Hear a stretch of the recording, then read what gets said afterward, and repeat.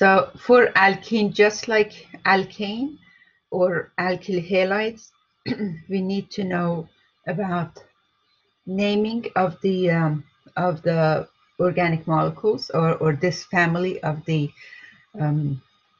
hydrocarbons. What are the hybridization or chemical structure for alkenes? Physical property. How does it compare to alkane? Elements of unsaturation is the new topic for this chapter. How to prepare alkenes, and then we look into reactions of alkenes in chapter 8. So basically chapter 7 and 8, it covers one family of the organic molecules, which is the alkene, because then you learn more about more type of reactions and more mechanisms. So it takes 2 chapters. Okay, for the for chapter 7, structure and synthesis of alkenes. What is functional group for alkene? Functional group for alkene is a CC double bond. And when we have CC double bond, since carbon is tetravalent, there would be 2 other structure only. With the 2 other structure, 2 other bonds in the sp2 hybridization of carbon, when you have 3 of the sp2 hybrid orbitals, then would be 1 unhybrid orbital, which is showing here. You have 1 unhybrid orbital. The sigma bond between the sp2 is going to form first, so that's your sigma bond. And then as the sigma bond forms, the nucleus of the 2 carbons, it gets closer, then you would have like overlap, side-by-side overlap of the p orbitals, and you get 1 pi bond in addition to the sigma bond for alkene. So you end up with carbon-carbon double bond. The bond angle is 120. So you have 120 bond angle. Hybridization is sp2, and you have 1 unhybrid orbital on each of the carbons. The bond length for the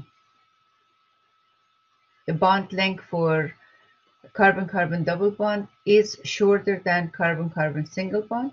The strength of the bond, the higher the order of the bond, is going to be stronger. So carbon-carbon double bond is stronger than carbon-carbon single bond.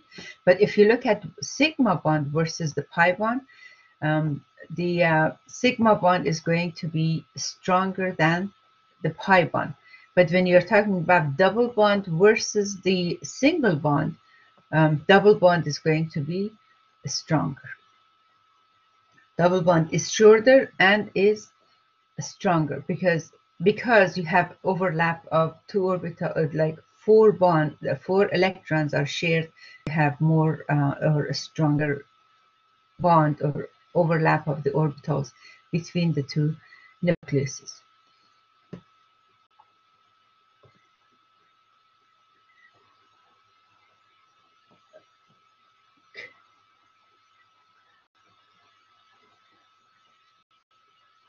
The general formula for alkene and the degree of unsaturation.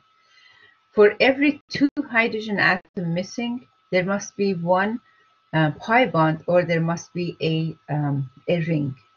So if we have 3 carbon for alkane, how many hydrogens should we have?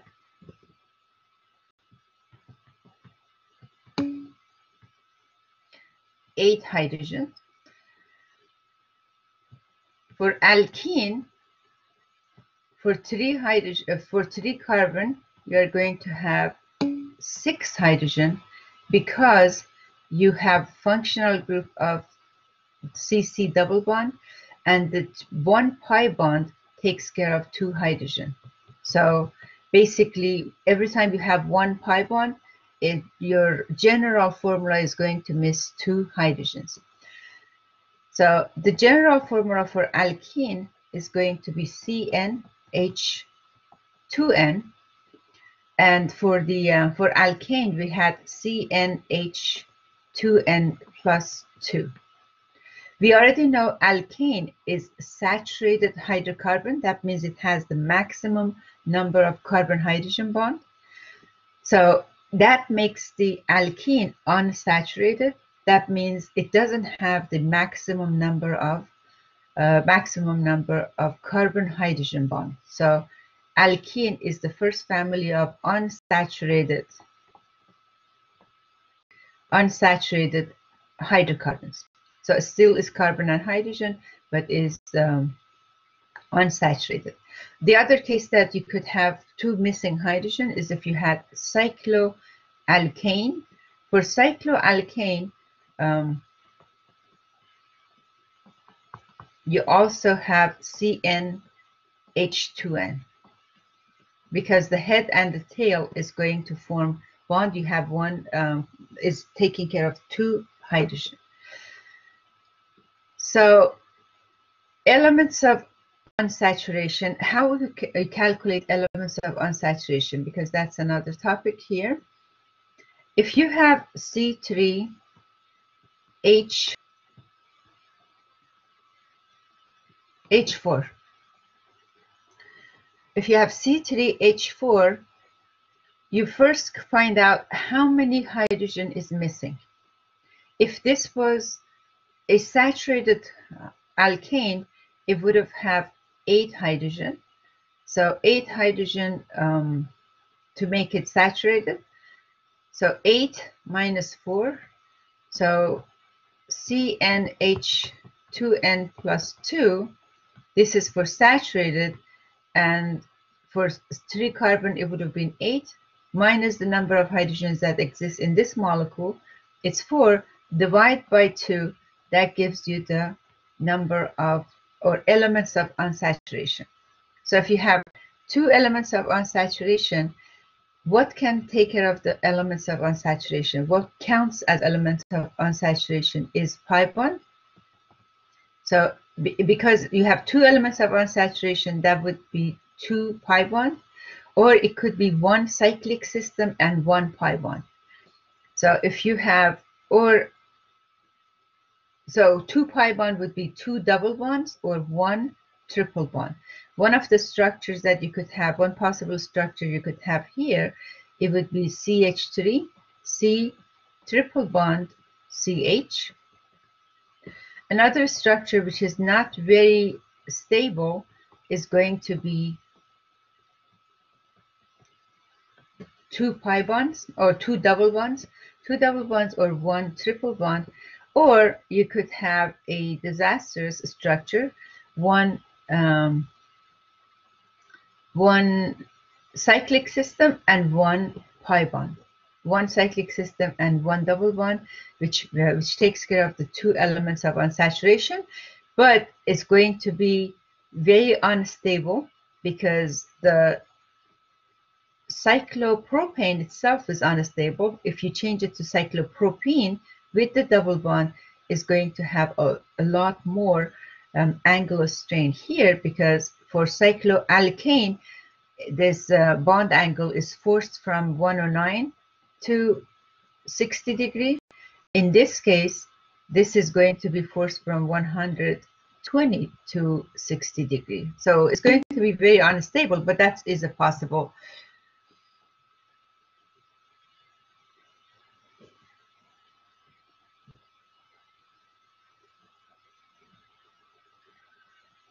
That would be just in theory, it's going to be a possible structure. It's very, very unstable. Okay. So another example, if you have, you're welcome. If you have C4H14, is that saturated or unsaturated?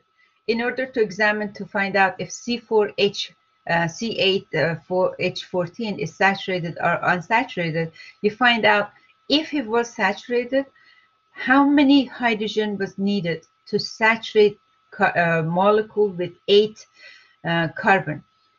So 8 times 2 plus 2 is going to be 18. 18 hydrogen is needed to saturate this molecule. And if it's only 14, minus 14 is going to be 4. Divide by 2, it's 2. So you have 2 elements of unsaturation. So with 2 elements of unsaturation, the possibility would be 2 cyclic systems. It could be 1 triple bond. It could be 1 double bond and 1 cyclic system. Or it could be 2 double bonds. So you have 4 different structures, because you have like 8 carbon, you could get bicyclosystem as well. So maximum number of CH bonds for saturated and unsaturated is going to have fewer than the maximum number of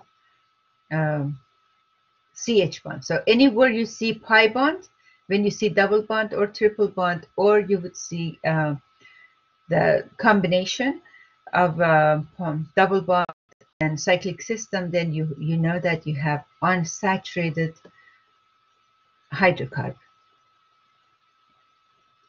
To count the elements of unsaturation, when you have heteroatoms, what does it mean you have heteroatoms? When you say hydrocarbon or organic molecule is a carbon, compounds of carbon, so basically carbon and hydrogen, anything other than carbon and hydrogen would count as a heteroatom for organic molecule. So if you have halogens, the halogens from group 7A would count as the heteroatoms. If you have nitrogen, if you have oxygen, they would count as heteroatoms. So when you're counting the elements of unsaturation for a compound that has elements other than carbon and hydrogen, how would that count into number of hydrogen versus number of carbon? Let's say you have C5H11Cl. What would be the elements of unsaturation for this molecule? You would say if you have 5 carbon, the total number of hydrogens that it would satisfy the carbon with maximum number of bonds is going to be 12. Now, how many hydrogens you have? You have 11 hydrogens. What about the halogens? You would count halogen as 1 hydrogen. So this is going to be minus 11 plus 1. And you end up with 0. So this molecule is saturated. It has the maximum number of the, it's all sigma bonds. There is no pi bond, no double bond in here. So it's going to be saturated. So if you have C6H11 and Cl, in this case you have 1 element of unsaturation. So for 6 carbon, you would need 14 hydrogens minus 11 plus 1. You end up with 2. And then 2 is number of missing hydrogens. When you find number of missing hydrogens, so that is the number of missing hydrogens. 2, you divide 2 by 2, and this 2 is the number of pi bonds or number of elements of unsaturation. Basically, for every missing 2 hydrogens, it would be 1 element of unsaturation. So you get 1 element of unsaturation. If you have oxygen, how would that count when you are looking for the element of unsaturation? Oxygen, you basically is not going to affect the element of unsaturation. Do not count the oxygen into your calculation. So let's say if you have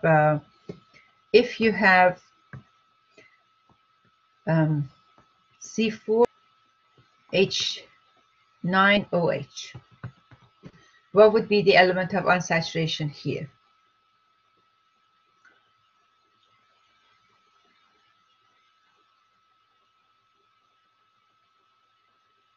How many elements of unsaturation we have in this molecule?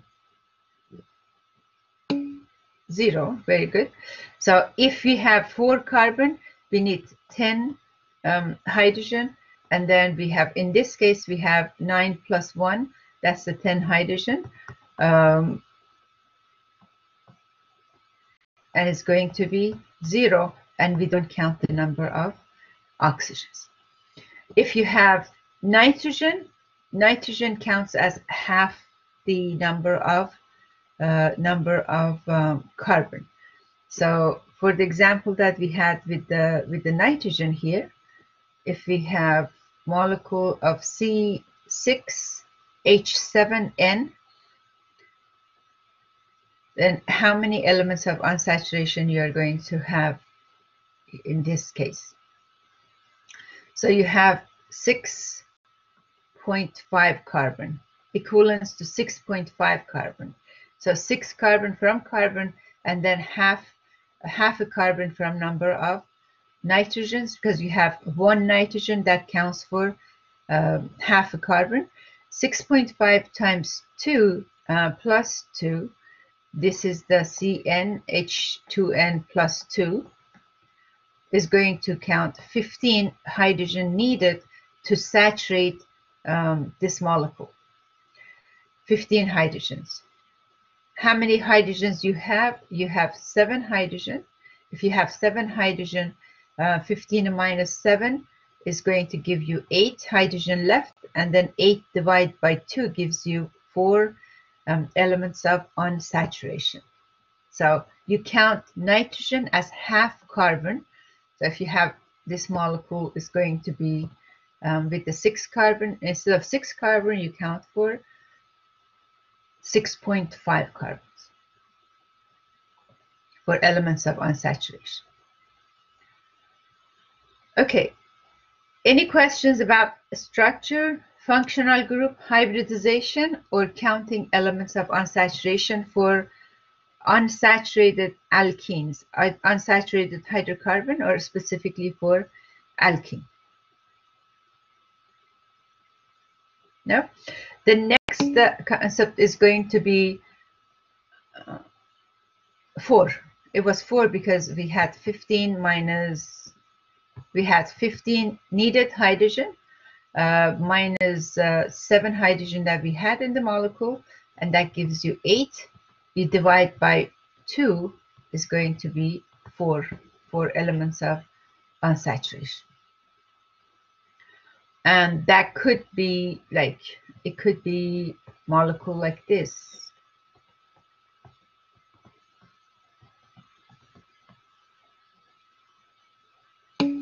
Okay.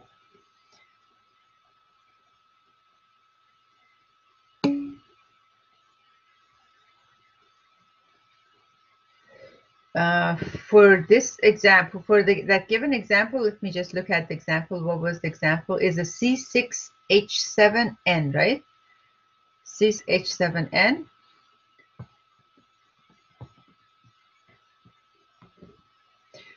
N does not count as hydrogen, it counts as carbon. So let's see. But it doesn't count as 1C, it counts as 0.5C. So each nitrogen counts as 0.5, half a carbon. So this formula is like, why did they count it? Because that's how it worked. When you have the structure, like the number of hydrogens that is needed, is not nitrogen is not tetravalent, so it doesn't require, in a molecule that is attached to another carbon, it requires only 2 hydrogen to be satisfied. For carbon, it needs like 4 bonds to be satisfied. So in the molecule, when you have nitrogen, it counts as half a carbon. So it would be 6.5 carbon acting. And then for the CnH2n plus 2, so So you have to multiply this by 2 and add to it. That would give you the number of needed hydrogen. But since you have only 7, I hope I answered that question. Okay, perfect. Okay.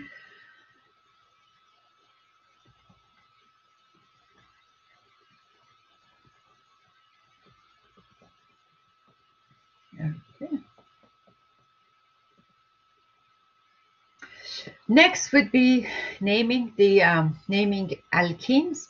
How to name alkenes is very similar to naming alkane. So you learn basically naming in chapter 3 when you learn naming of alkane. Now you just add one additional rule. The family name for this compound is ENE. So if you have 3-carbon alkene, it would be propene. 2-carbon alkene would be ethene instead of the ethane. Then you have butene, pentene, hexene, cyclohexene. That would be 6 members, 6-carbon ring with 1 pi bond. So that would be cyclohexene.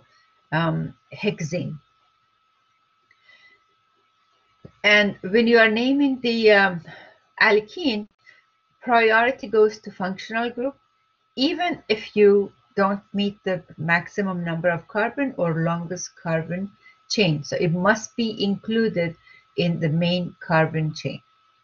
You are going to number from the side because it takes the priority. You are going to number from the side that is closer to pi bond, to the carbon-carbon double bond, or to the functional group. Like for 2-hexene, you cannot number from right to left. That's going to give very high number to your carbon that is carbon double bond.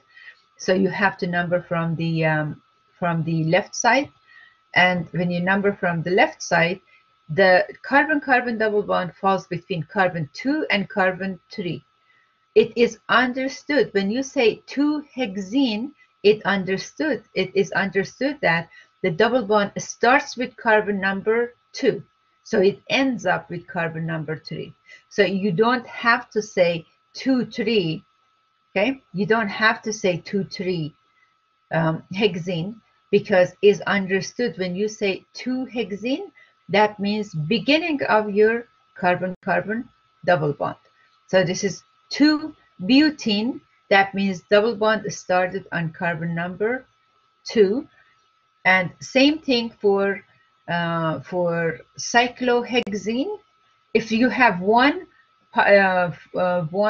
double bond in a cyclic system, you don't have to give location, because it's assumed and it's understood that it's going to be between carbon 1 and carbon 2. And there is no need to say it for when there is no other branches.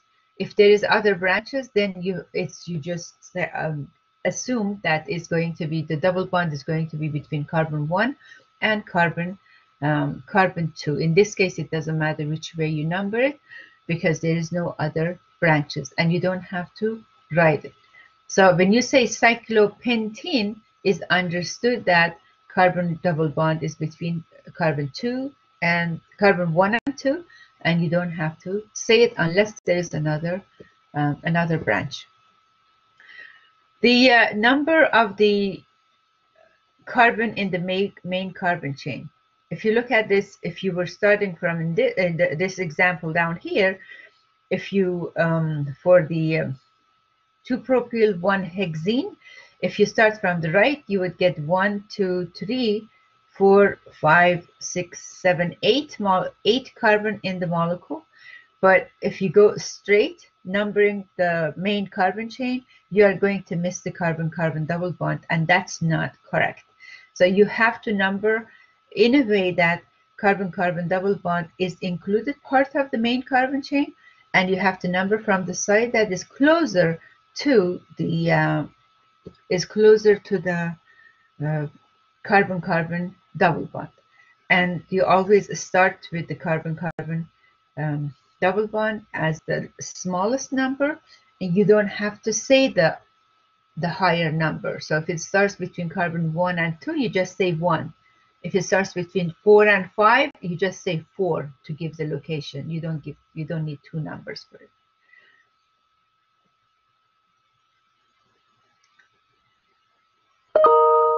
If you have more than one pi bond, then you are going to use the prefix of di for in. So you have di in. If you have 3 pi bonds, it's going to be 3 double bonds. It's going to be tri in, and so. So you could have more than one double bond in the molecule. Still, your molecule is named as alkene, but it's going to be a diene. And the smallest number where the double bond starts. Here it starts with 1, and then when you number it, it's going to end up with 4 here. So you have 1, 4 pentadiene. Penta is the total number of carbon you have in the molecule, and then you have 2 double bonds. One double bond starts on carbon number 4, another double bond starts on carbon number 1. So you have 1, 4, and then pentadiene. If you have branches, you would give the name of the branches in alphabetic order first, then give the location for the carbon-carbon double bond, and then the root name, or the number that shows the number of carbons in the main carbon chain, and then the family name of ENE. Let's do a couple examples. If you look for a blank page. So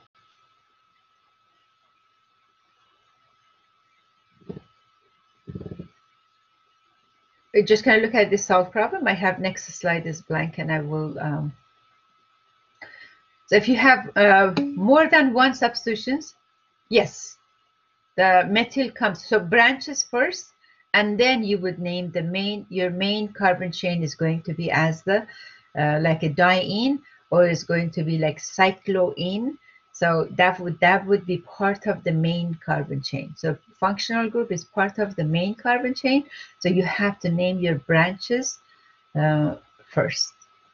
If you have more than one branch that they are identical, if you have 2 or 3 identical branches, you're going to combine it just like alkane. So in this case, numbering is going to be from left to right because it gives a smaller number assigned to carbon-carbon double bond. And you have then you have 2 alkyl group, 2 methyl group, 1 in position 3, 1 in position 6. So that makes it 3, 6 dash dimethyl 3-octene. So in a cyclic system, it is assumed or is understood that you have double bond between carbon 1 and 2. And you have a choice of, like in this example, you have a choice of numbering this carbon as 1 and this one 2. And if you go 1, 2, you cannot go back clockwise. You have to continue counterclockwise, and it's going to be 3, 4, 5, and 6. So this will give the branch or alkene number 1, but your branches is going to be on 5 and 6. But if you number it clockwise, so if you start this as 1, 2, 3, 4, 5, and 6, your branches is going to be on carbon number 3 and 4. So you have to start from this carbon as carbon 1 and move clockwise.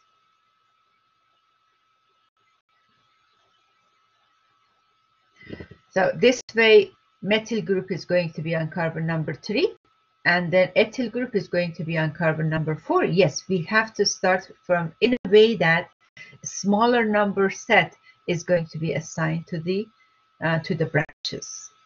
Was that the question? So I was just showing the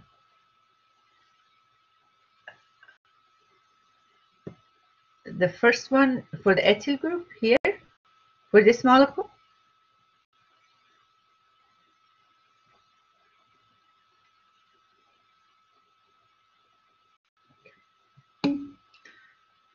3,6.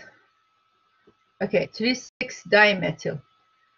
3,6-dimethyl. If you start from this carbon as 1, then you end up 2, but you are missing the total number of carbon and still included. So 1, 2, 3, 3,6-dimethyl, and then 3-octene. Okay. Perfect, because I was going to go back to look at the original question. So you have to start, you want to, whenever you have a choice, you choose the longest carbon chain, but you want to make sure that carbon-carbon double bond is included. So if you go from this carbon chain down here, if you start in this carbon chain, because you get shorter chain for your main carbon chain, it would make it wrong. So you have to start from the carbon 1 on the left side, so it's going to give you greater number of carbon. Okay, let's look at some other examples. So we're just gonna build some.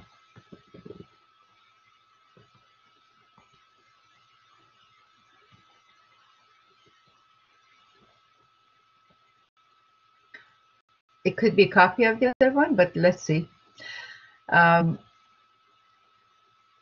Which way should I number this carbon chain?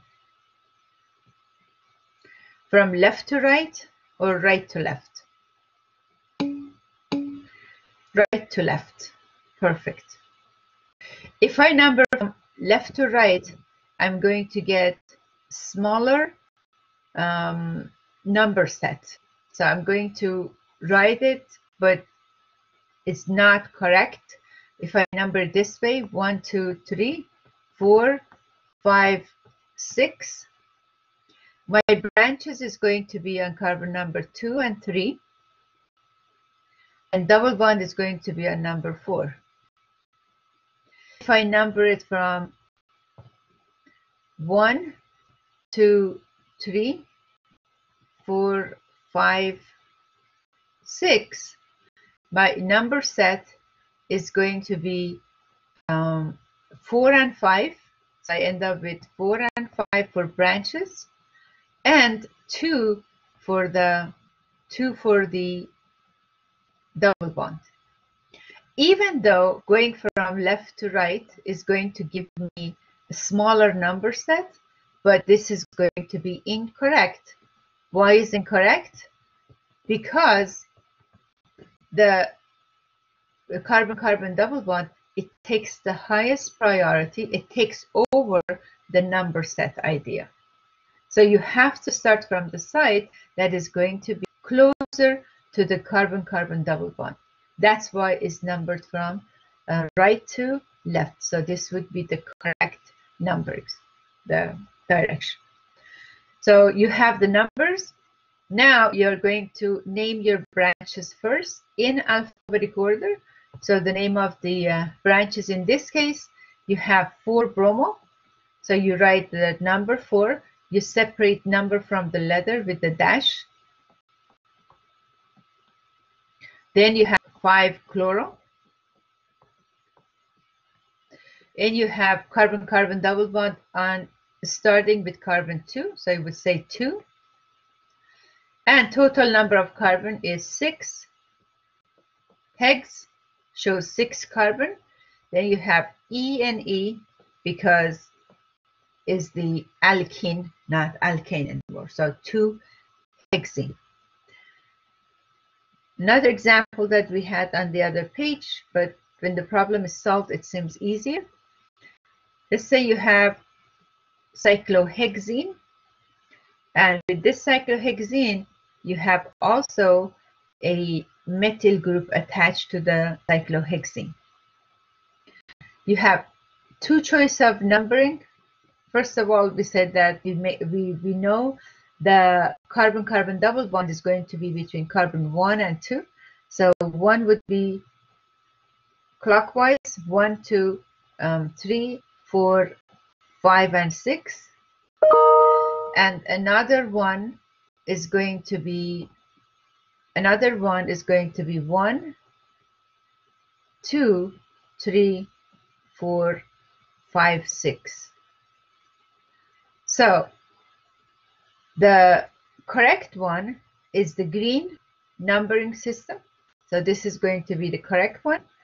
So because if we start from this carbon as carbon 1, the branch is going to be our carbon number 3. If we go clockwise, we get 6 on the branch. So you have to be considered, like, if there is no difference in the location of carbon-carbon double bond, so you have to go from the side that, or start from the carbon. You always start with the double bond, but you have to start from the carbon that gives lower number for the branches. So in this case, it's going to be 3-methyl, 3-methyl cyclohexene.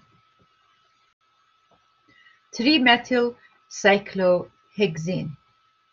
Do I have to say 1 cyclohexene? It doesn't have to, I don't have to specify it, because it's understood that if it says "ene," is always between carbon 1 and 2 in a cyclic system.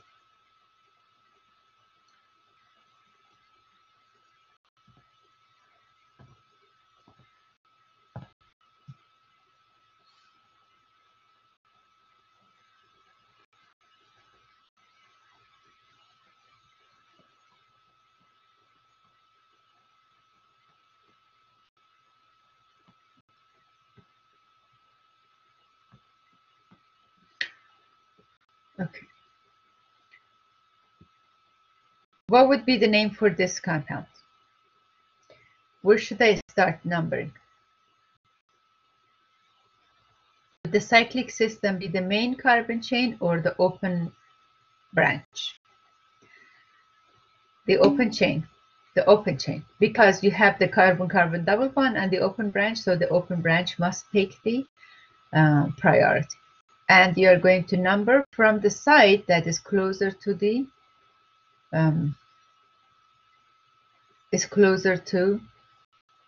double bond. Would it make a difference in this case?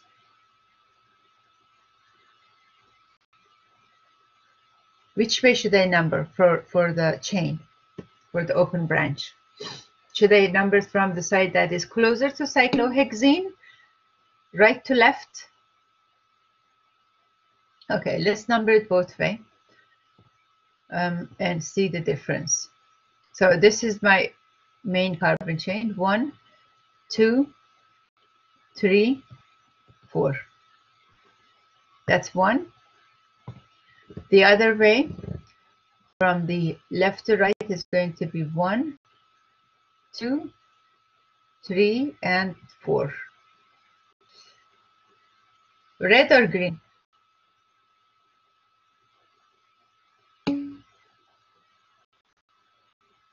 Red. How would it make a difference if I put is the same? It doesn't matter? Are you sure it doesn't matter? If I number red, it's not the same.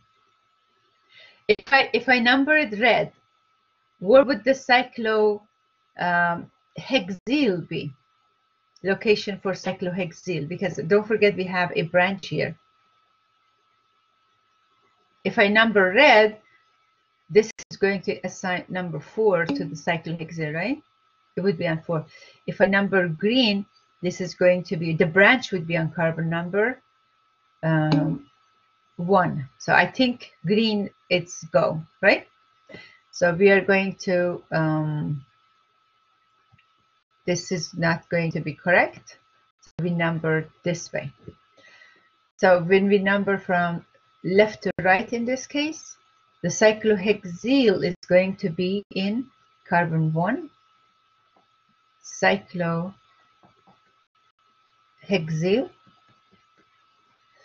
and is going to be 2 Yes, it does take the priority. Carbon-carbon double bond takes the priority. That's why we are naming this as a branch. So carbon-carbon double bond takes the priority. It doesn't matter if I go from left to right on this part of the molecule. If I go from left to right or right to left, I'm going to get number 2 for the carbon-carbon double bond. If it was a different situation, then that would give a smaller number to carbon-carbon double bond. I would go from the side that gives a smaller number to carbon-carbon double bond. In this case, it's the same from either direction. I go on the open chain, I get number 2 for the carbon-carbon double bond. So I'm naming the cyclohexyl. This is a hexyl, not hexane. The cyclohexyl as the branch. Then give the location to carbon-carbon double bond, which starts at number 2, and butene. So it's going to be 1 cyclohexyl, 2 butene. Perfect. Okay. So another example.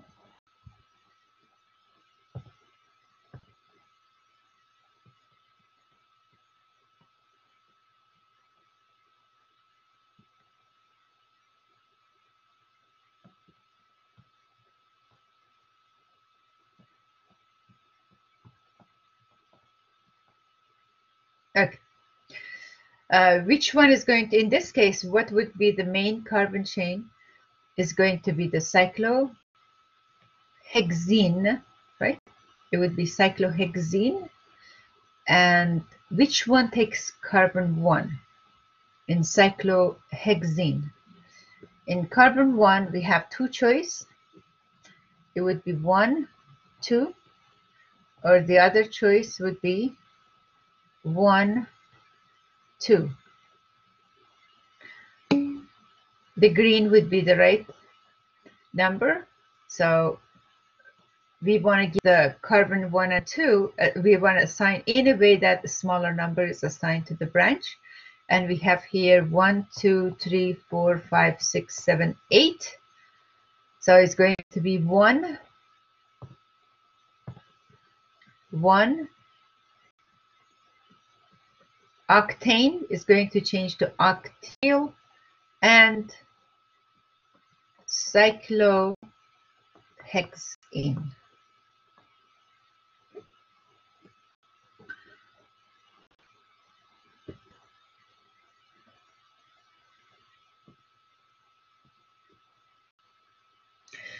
Okay.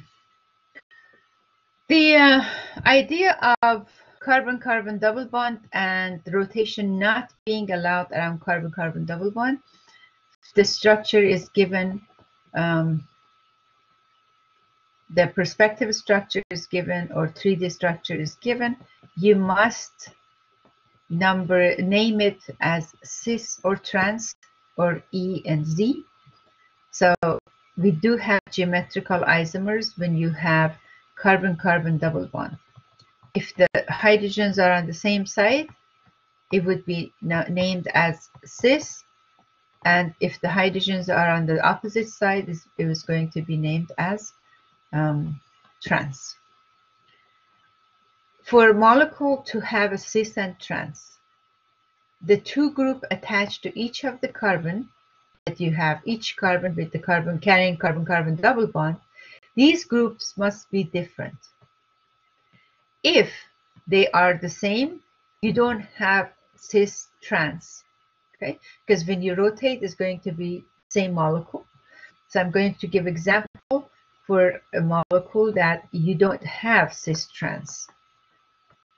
So if you have 2 CH3s attached to this molecule on the carbon carrying the double bond, if you have 2 identical group attached, these 2 are identical groups. So if this is R, this is also R, same groups attached. Or if you have 2 hydrogens attached, this molecule has no cis trans, no geometrical isomer. Basically, it's going to be the, now that you know about enantiomers, the mirror image is imposable, superimposable is not non-superimposable. So it's the same molecule for this when you have two groups attached to the carbon if they are the same. So in order for molecule to exhibit the cis-trans, the two group attached to the same carbon must be different.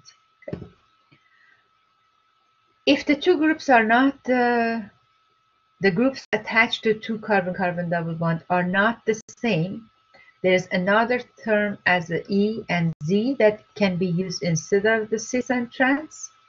So cis is similar to Z and trans is similar to E. And let's look at the example for that. Let's say you have carbon-carbon double bond, you have chlorine, you have CH3, then you have CH3 and you have Br, or you have CH3, CH2, Br. The groups are not the same, like you have a methyl group, you have ethyl group, you have chlorine, you have bromine. So in this case, what's more official or better for naming is using of the terms of E and or Z for indicating if the groups are on the same side or opposite side. But in order to use the E and Z, you have to assign priority. Priority goes with the atomic mass, just like priority for determining RNS. It goes with the atomic mass of the first element attached.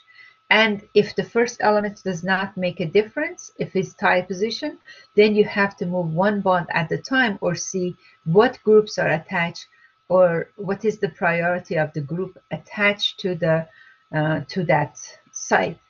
So between chlorine and methyl, so the priority is going to be in this case determined between chlorine and methyl. Which one takes the priority? Because chlorine has higher atomic mass, is going to take the priority. So we have 1 and priority 2 for CH3. On the other side, we have priority 1 for bromine and priority 2 for ethyl group. Now, if the priority or high priority or same priorities that you have only 1 and 2 because you have two groups. If the same priorities are on the same side, in this case, is going to be Z. If the priorities are on opposite side, then it would be E.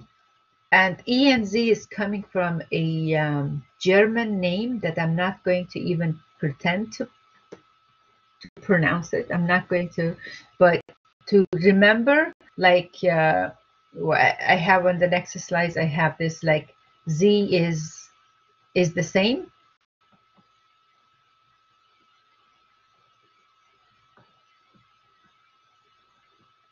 Like C is the same, is the same side or same side.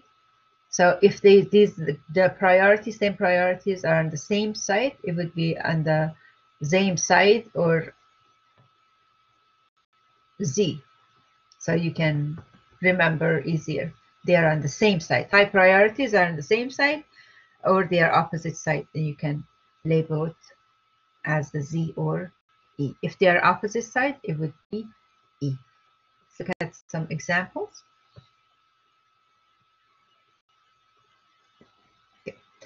Carbon double bond and the restriction on the rotation around carbon-carbon double bond. You have to break the pi bond, rotate, and form the bond. Since you are breaking bond and forming a bond, it's chemical reaction, so you get a new compound as a result of chemical reaction. You have to name it differently. One is going to be cis, one is going to be trans. For trans, you have the two groups in opposite side. Trans is more stable than cis.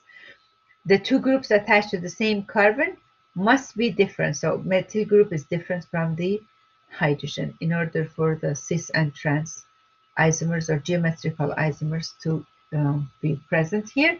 This molecule doesn't have cis trans because the two groups are attached. They are the same.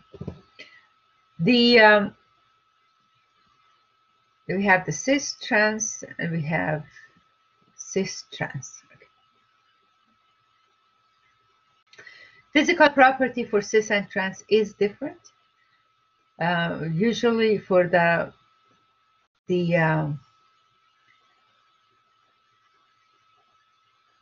we have the boiling point for trans is lower than the boiling point for cis. You have dipole moment for trans is 0 because it's more symmetrical in distribution. So if you have trans, the chlorines in the opposite direction is going to cancel the electronegativity or the polarity of the molecule. You have two polar bonds, but they are in opposite direction. So dipole moment is 0 for this molecule.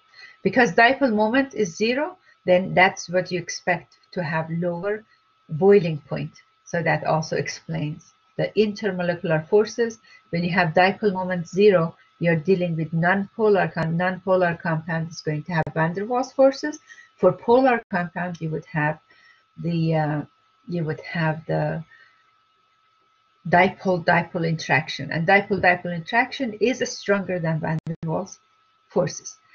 When you assign the priority for the Z configuration, that means the groups are on the same side. High priority groups are on the same side, so this would be Z.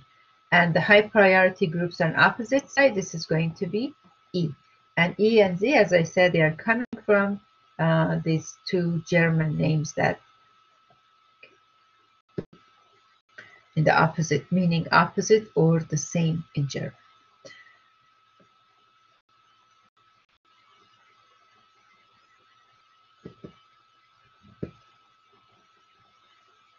So high priorities on opposite side in this molecule is going to make it E isomer. On the same side is going to make it Z isomer.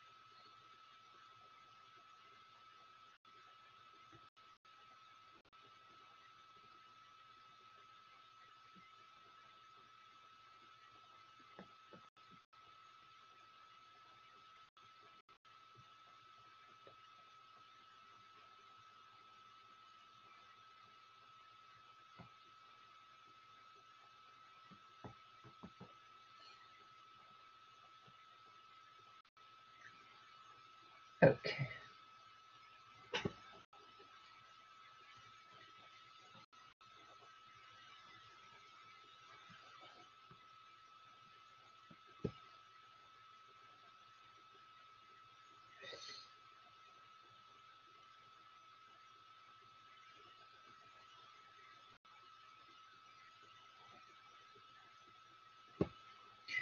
Okay, how would we name this compound?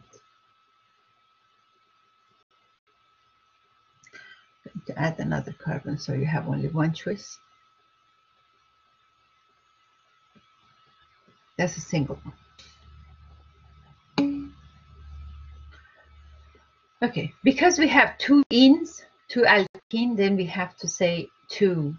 We have to indicate each one. Is it going to be E or Z?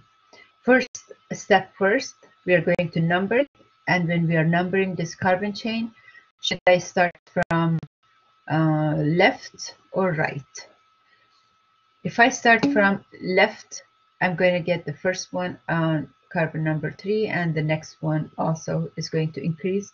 So I'm going to number from the right side. 1, 2, 3, 4, 5, 6, 7, 8, 9, 10, and 11. Okay, so I have 11 carbon in the main carbon chain, but what I want to emphasize here is the priority of the groups attached to carbon-carbon double bond. So I have in carbon number 3, and I have in carbon number 4. I'm sorry, 7. So I have to emphasize, or I have to say that is E is this area of the molecule E or Z, and also 7, is it going to be E or Z? So I have to say if 3 is E or Z, and then 7, is it E or Z? Then I put in parentheses before I start with the name, because I have to, just like cis and trans, first I have to, because you have 2 of them, you have to put in parentheses, and then you start with the naming the branches. And like you have here 4, 7 dichloro, and then you have methyl groups, you have 3 and 8 dimethyl. So it's going to be, you have to determine this first. I'm going to give you time to determine that. I'm just going to put the branches. So I have the 4, 7 dichloro, and I have 3, 8 dimethyl. But is this E or Z? So with respect to this carbon-carbon double bond, we want to determine the priority. I have to use a different color. I already used the priority for this group versus this one. This priority is 1, right? That's priority 1, and this is a priority 2. In this case, I have for this group versus this carbon coming down here. So we are looking at the first element attached to it. So that's priority 1. This is priority 2. Just going to put the priorities in circles so we know. So for 3 is obvious now. The same priorities are on the same side, so it's going to be 3C. For 7, we have priority 1 here for chlorine and 2. For 8, we have 2 groups attached. One is propyl, one is methyl. So we have priority 1 on top and priority 2 for methyl group down here. So priority 1 are on the opposite side. One is going down, one is going up. So because it's opposite, this is going to be E. And after you say all of this, then you have to say the 3,7-di in.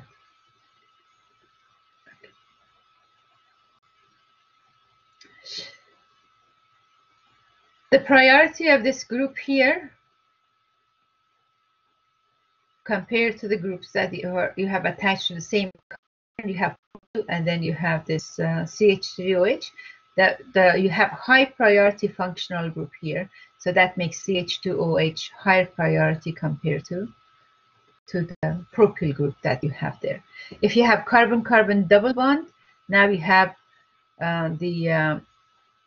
over carbon-carbon single bond. Double bond counts as like you have 2 carbons attached to this.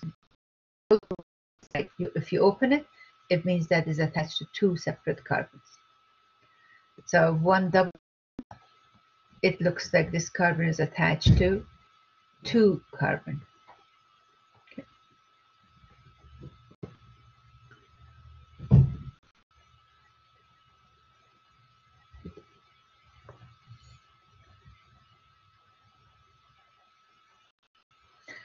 When you have isotopes, the one with the heavier mass is going to take higher priority.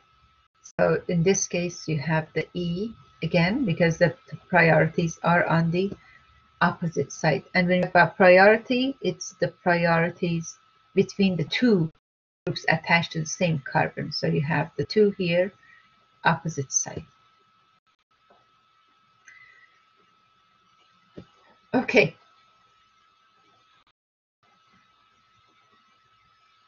So far, we talked about hybridization for alkene. We talked about physical properties for alkene, and naming, nomenclature. It's because of the carbon-carbon double bond being restricted, rotation around carbon-carbon, its double bond is not free. For alkanes, we had conformers, like we had eclipse, we had staggered. For cyclohexane, we had chair, both, and half chair conformation. That was carbon-carbon single bond. For alkene, we have carbon-carbon double bond. The groups attached to it, it's going to be restricted to the site that they are, so we have to name them differently. So we use the cis and trans. When you have identical group or similar groups attached to each of the carbon carrying the double bond, but if the groups attached to carbon-carbon double bonds are not the same, instead of using cis trans, we are going to use E and Z. If you have more than one carbon-carbon double bond, if you have two, it would be di-in. And if you have the priorities shown on the structure, then you are obligated to name it as given the priority. So if it gives you like a straight carbon chain, you don't have cis trans. You don't have to even say cis or trans. So if you're given CH3, CH carbon-carbon double bond, CH, CH3, there is no indication if this is cis or trans. So all you have to say, this is a 2-butene.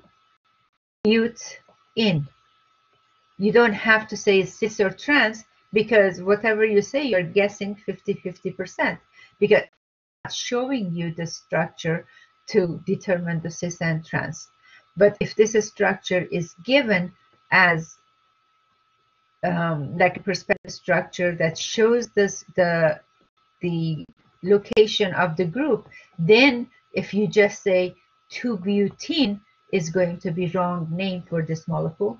You have to actually say trans 2-butene. You have to say trans 2-butene.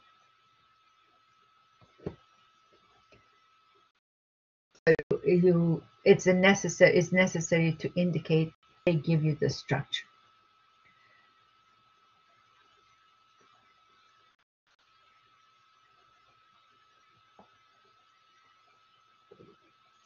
Okay. It's giving again poor connections. I hope it doesn't disconnect. If you get disconnected, just send me message so I can restart or do something. Okay. Preparation of alkenes. So we have a summary in this slide, but we are going to look at each one of them separately. And some of the commercial uses of the ethylene, is just giving you an idea of where you can use ethylene and why these are more important for us to learn about them. So we can polymerize when we have carbon-carbon double bond. We can use that as a monomer and make a polymer of that molecule. So this is the monomer. The polymer, you basically open the carbon-carbon double bond, just break the pi bond. Basically, you get a free hand on each side, and then each one is going to repeat itself.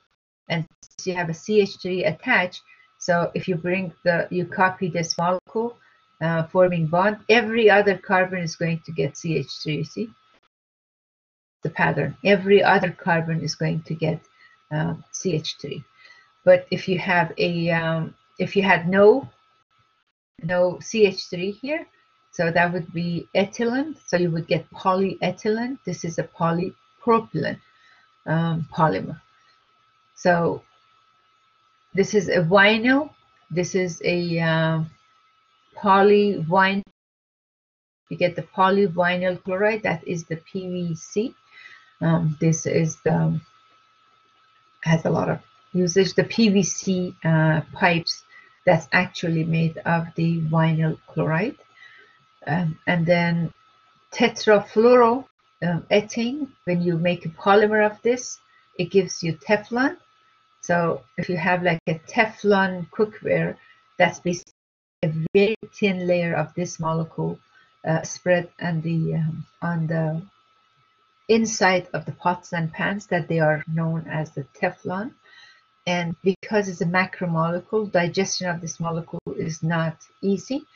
And that's why they say that, you know, when it's damaged, when that surface is damaged, they're making different pots and pans to avoid the danger of having ingestion of this huge polymer.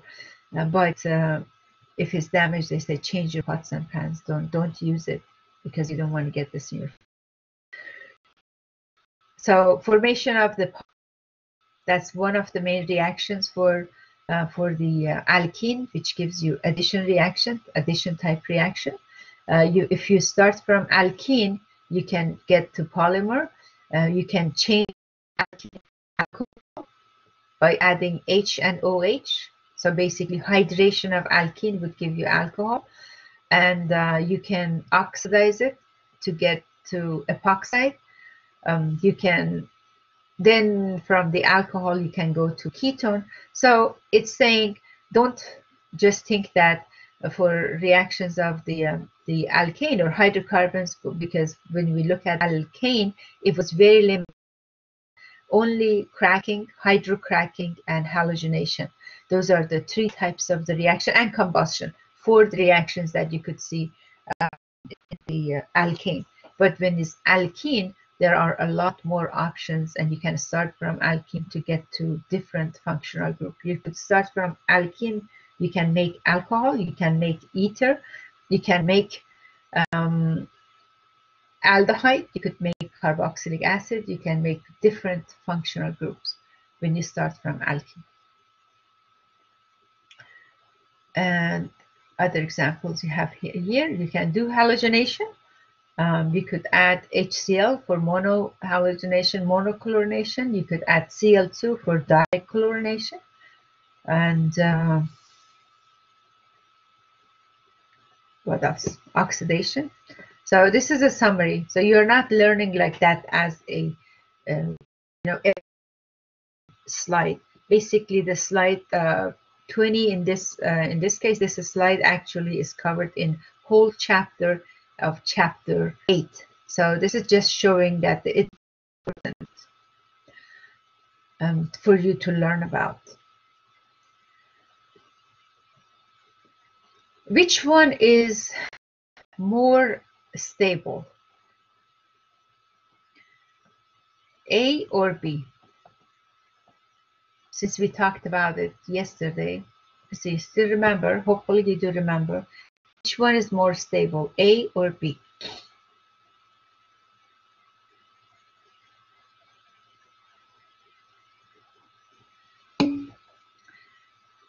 Okay, what makes A more stable, or what makes B more stable?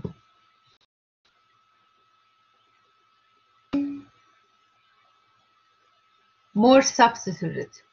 Okay, and when you are counting a branch, you count how many groups attached to CC double bond. So basically, how many of these are occupied by, how many of these four are occupied by hydrogen, and how many of those are occupied by alkyl chain or branch? So for A, how many alkyl groups do we have? How many hydrogens do we have around carbon-carbon double bond? We have 3 hydrogens and 1 alkyl group. So A is monosubstituted. Around carbon-carbon double bond for compound B, you have 1 hydrogen.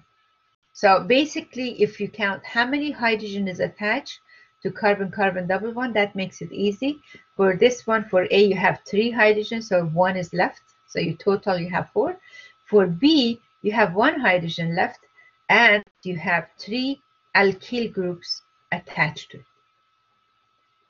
So B has 3 alkyl group attached A has one alkyl group attached. Would that make you change your answer? Which one is more stable? B is more stable. Very good. B is more stable. And if you look at the heat of hydrogenation, what does it mean when you're talking about heat for hydrogenation? Less heat. Is this reaction exothermic or is it endothermic? Is exothermic.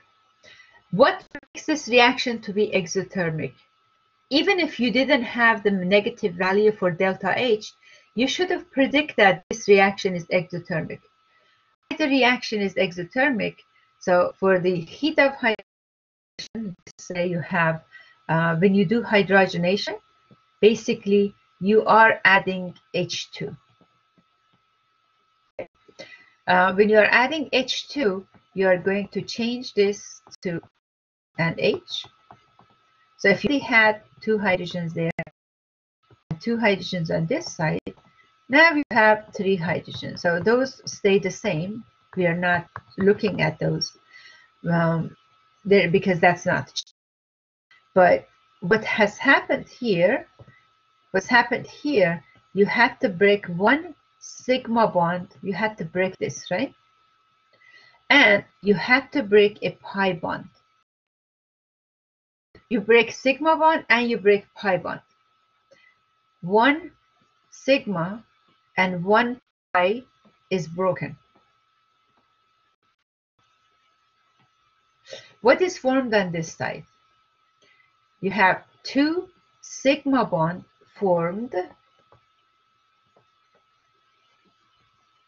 That's one CH bond and one CH bond. Which one is the stronger, sigma or pi bond? Sigma bond is the stronger. Remember bond formation, bond dissociation. If a strong bond forms, more energy is released. A strong bond is broken, more energy is consumed. In this case, you are getting two sigma bonds forming. So the energy that is released, so energy here is released.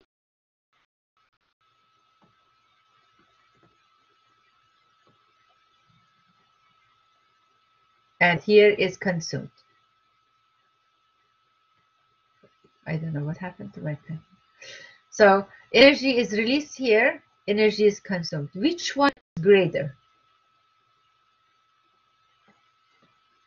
When you have one sigma bond breaking, you spend energy to break one sigma bond, one pi bond. Here you're getting two sigma bond formed because two sigma bond is going to be stronger than one sigma and one pi. So the amount of energy being released is going to be greater. The amount of energy being released is greater than the amount of energy being consumed. So the overall delta H is going to be negative value. And the reaction is going to be exothermic reaction. I hope it makes sense because it's going to help you to understand the heat of hydrogenation later, that is going from more energy to less energy. Basically, internal energy for alkene is higher than energy of the alkane. Alkane, it doesn't have much of internal energy or as much internal energy compared to, basically alkane is more stable than alkene. Alkene is more reactive. It can go through more reactions compared to alkane because you can easily break the pi bond. It can go through chemical reactions to be saturated. So,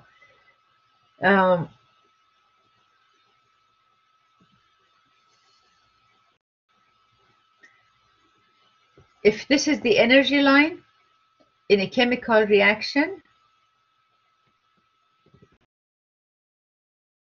if you go from reactant 1, R1, and this is the product, and if you go from your reactant 1, reactant 2,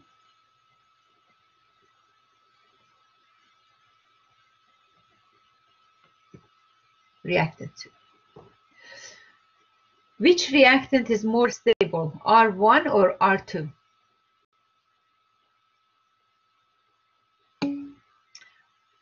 More stable.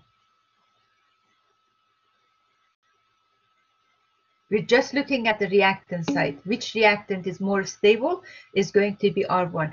Reactivity and energy is opposite. More stability, sorry. More stable, that means it has less energy. If I said more reactive, then your answer would have been correct. Maybe I did. But R1 is more stable because it has less energy. So when R1 goes through this red line and changes to product, and since these two products, they have same energy, or they both end up same value, if R1 goes through the reaction and gives you a product, is delta H1.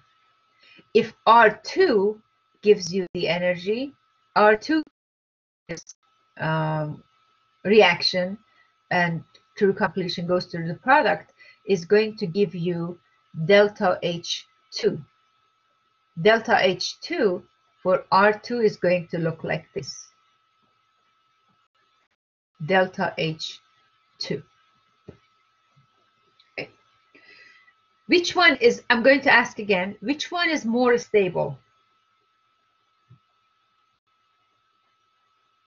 R1. Which one releases less heat? R1. So if it's more stable, that means it has less energy and is going to release less energy. And that means it's more stable.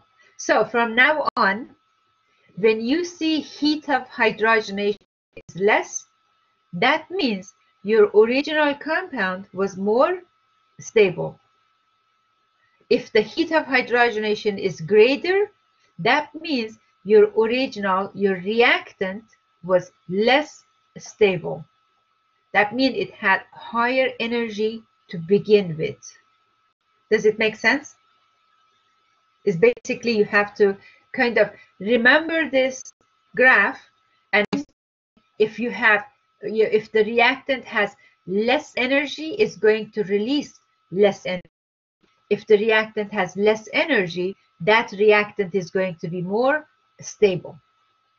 Okay, so if you remember this delta H1, delta H2, and knowing that if the delta H1 is lower value, that means your reactant was more stable, then we can look at this numbers and see based on the value for delta H. Also, we could say which one is more stable. Which one released more heat, A or B?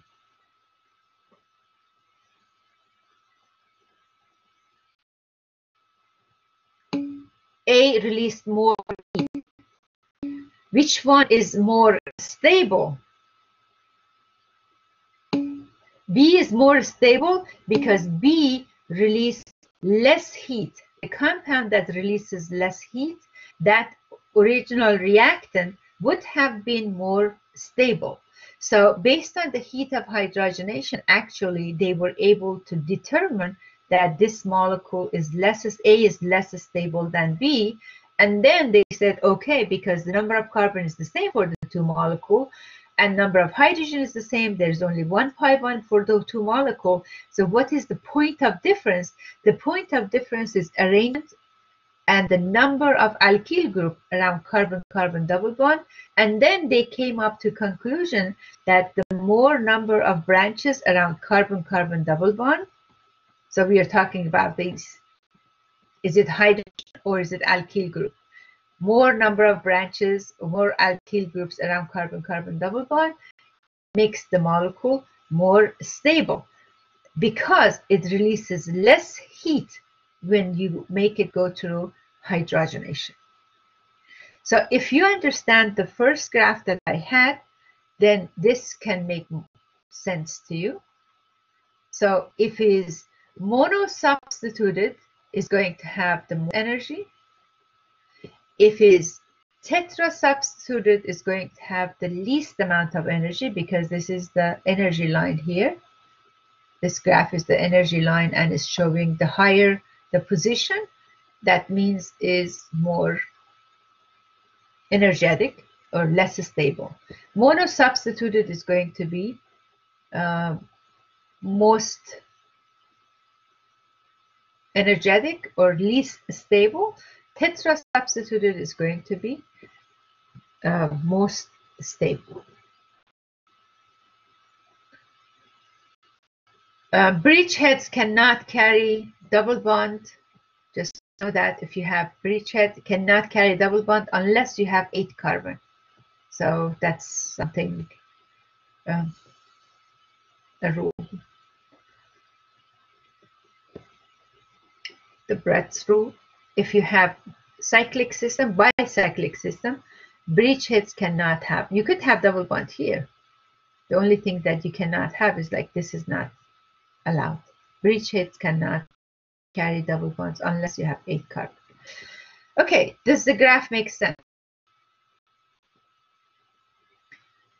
The greater stability, meaning less energy. So with this, you can compare cis and trans also.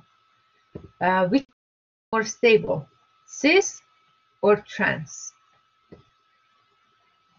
Trans has less energy, so trans is more stable. How did they did make the compound go through hydrogenation, and then they found that if it's trans, it's going to release less. And if it releases less energy, that means your reactant would have been more stable. So cis is more stable than geminal disubstituted. So if one carbon carries 2 hydrogen, the other carbon carries 2 R group, is more stable than cis. It's between the two, between the cis and trans.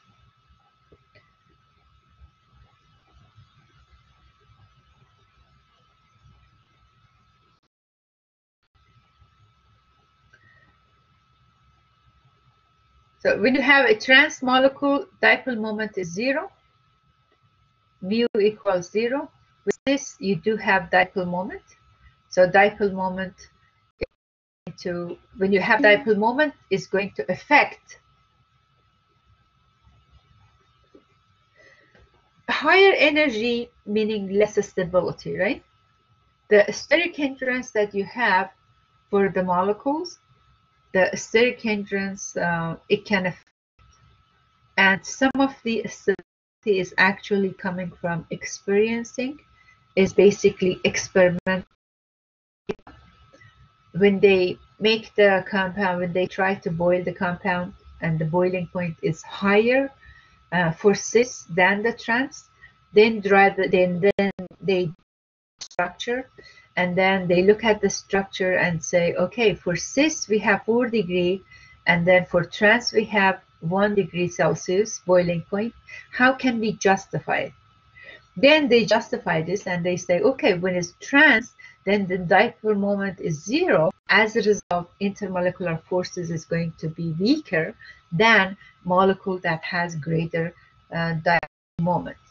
So which one comes first? Is the chicken comes first or the egg comes first? We can first do hydrogenation of the cis molecule and find out it's going to release more energy.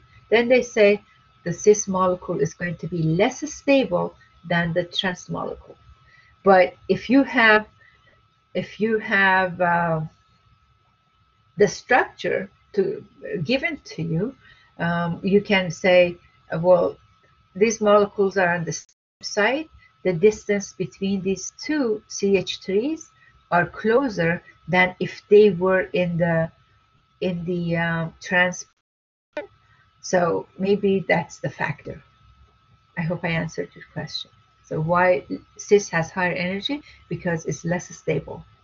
Stability and energy is also opposite. Less stable, meaning uh, more energy, has higher internal energy. It's higher on the energy line.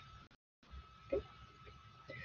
So physical property of alkanes, we do have the dipole moment for the cis molecule. Comparing to alkane, they are going to have higher boiling point because they are considered like polar molecule here. And between higher than the trans.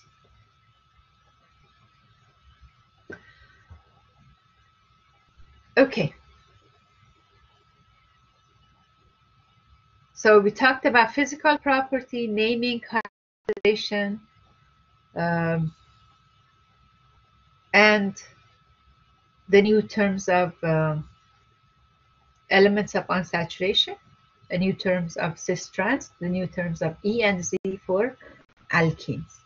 How do we prepare alkenes? You probably know from chapter 6 already.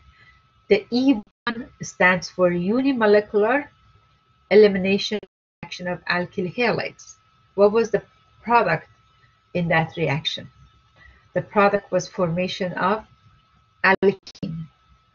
And you also had another reaction called bimolecular elimination reaction for alkyl halides.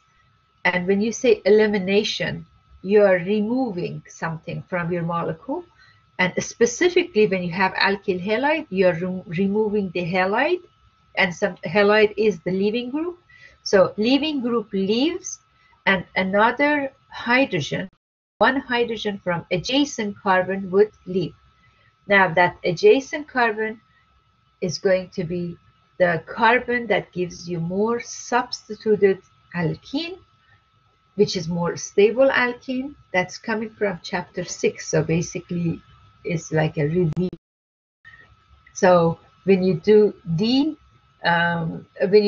elimination, you're eliminating halide, you're eliminating hydrogen. So a specific name for this, dehydrohalogenation. Dehydrohalogenation meaning that you're removing halogen and you're removing hydrogen. Halogen from the carbon that is attached and hydrogen from adjacent carbon. Which carbon would lose hydrogen? The one that gives you more stable product. For E1 also is the same, dehydrohalogenation, but the mechanism is E1. That means two-step reaction. This is one-step reaction.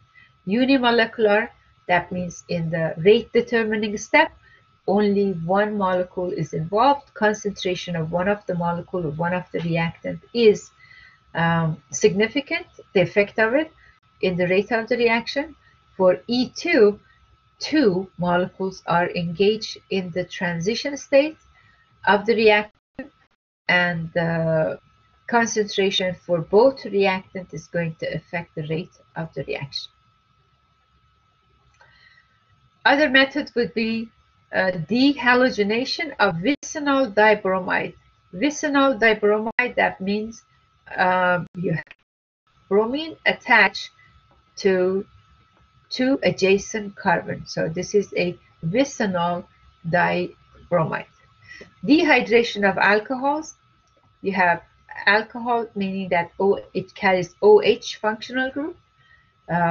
It's usually OH from one carbon and hydrogen from adjacent carbon. So when you are removing H2O, you are removing H and you are removing OH. And since this carbon is now losing two sigma bond, in order to satisfy the octet, they must form a new pi bond.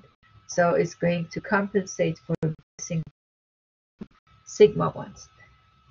In addition reaction, it was the opposite. You saw some of the addition reactions earlier. In addition reactions, when you're adding, let's say, hydrogen, you break one pi bond and you make two sigma bond. In elimination reaction or dehydration reaction, you remove two sigma bond and then you form one pi bond. Can you tell me if this reaction is exothermic or endothermic?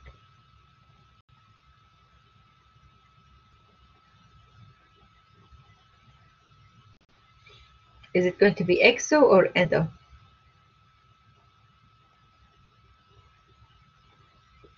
You are breaking 2 sigma, forming 1 pi bond.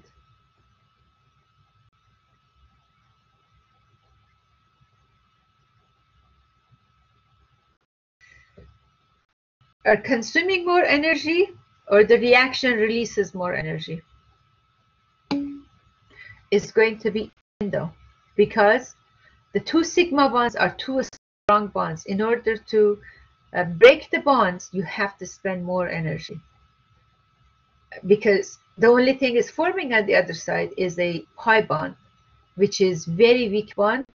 Is going to release energy, but the amount of energy is very small. So you spend energy to break bonds, you gain small amount of energy, so the reaction is highly endothermic. And that's why when we were deciding between elimination and substitution reaction, I'm just going back and forth, but it's something that you know by heart. For elimination, high temperature is favored because the reaction is endothermic reaction. Definitely endothermic reaction. For elimination, you're breaking sigma bonds and then you end up with pi, so it's endothermic reaction. Hydrogenation, addition reaction, is exothermic reaction. So definitely exothermic reaction, because you're breaking 1 pi bond and you are ending up with 2 sigma bond molecule.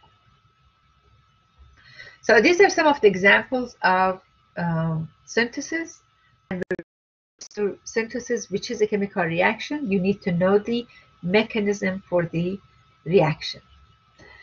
Dehydrohalogenation, and that is anti-coplanar abstraction.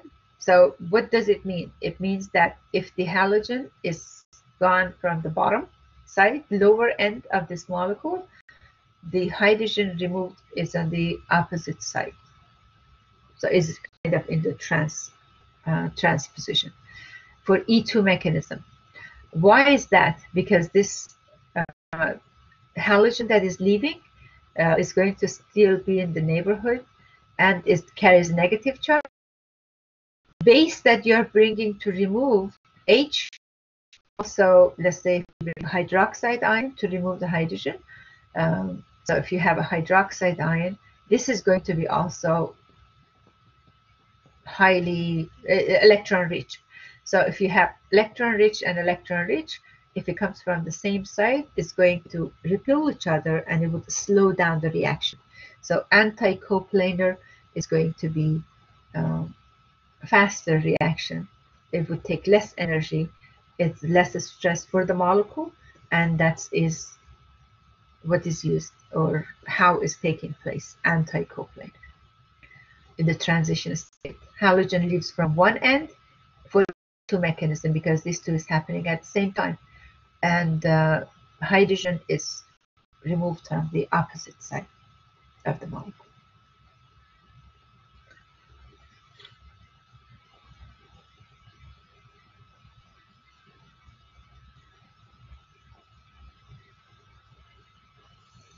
Okay.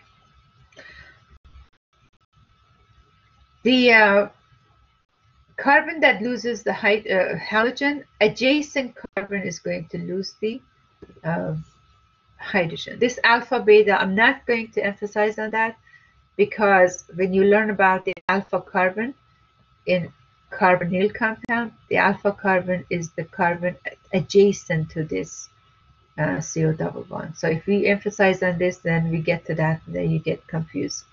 Then this would be beta. So the carbon carrying the halide loses the halide, the adjacent carbon is going to lose the hydrogen.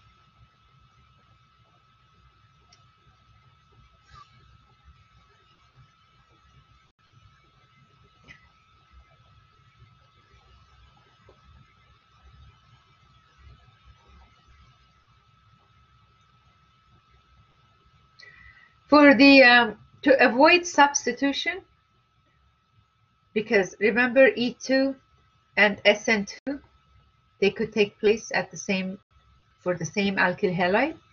You want to avoid the SN2. If you want to avoid the substitution, you want to only promote for E2 mechanism.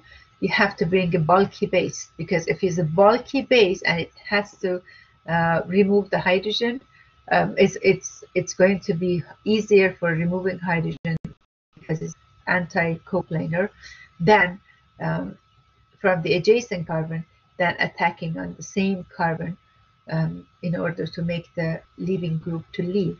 So if you use a bulky base, a strong base is going to make the E2 preferred over SN2 reaction. Questions? This chapter is not as long and is not as complicated as chapter 6, so it's an easier chapter. So maybe now you have better idea which one should I put on honor log as a practice before your test. Should I put chapter 6 or chapter 7 honor log? This one, okay, sure. So I will put chapter 7 in the honor log to practice before your exam. So your chapter 6 is going to be just a lockdown browser. Questions?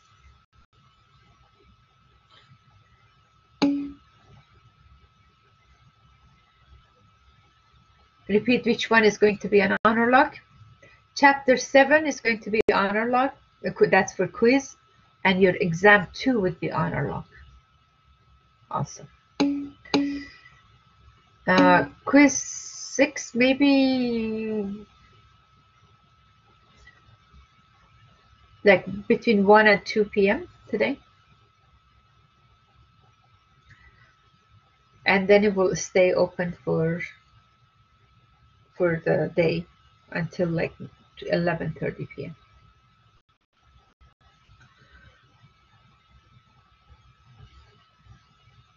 Okay, any questions, any problems? No questions. We are going to look into the mechanism of the reactions for elimination and preparation of the alkene tomorrow, even though these are more of a repeated.